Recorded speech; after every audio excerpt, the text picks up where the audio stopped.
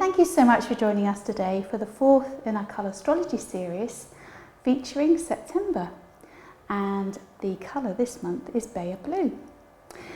Today we're going to be creating a grouped minimalist Agapanthus arrangement.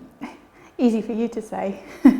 So the design showcases the fantastic Agapanthus with its beautiful globe-shaped multi-headed flowers.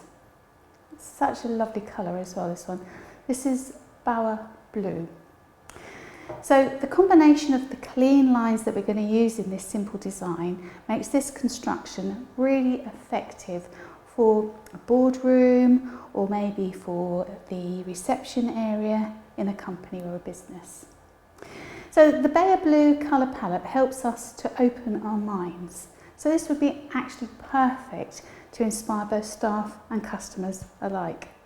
So real blue light thinking. So we're going to use the Agapanthus, and as an added extra I'm going to be using some Aspidistra Leaves.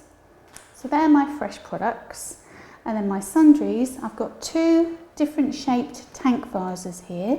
So we've got sort of an oblong one and a square. My trusty scissors from my floristry toolkit. So enjoy!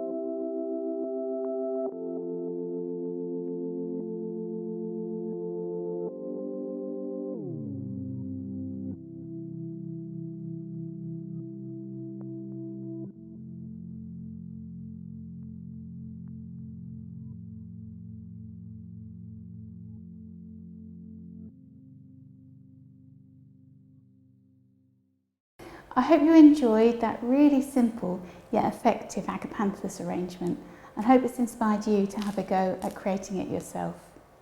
As always, I have some top tips for you. So top tip number 1, make sure that the design when completed is not placed in direct sunlight or near any heat sources, and make sure it's topped up well with water. Top tip number 2, you could actually make this arrangement with other flowers.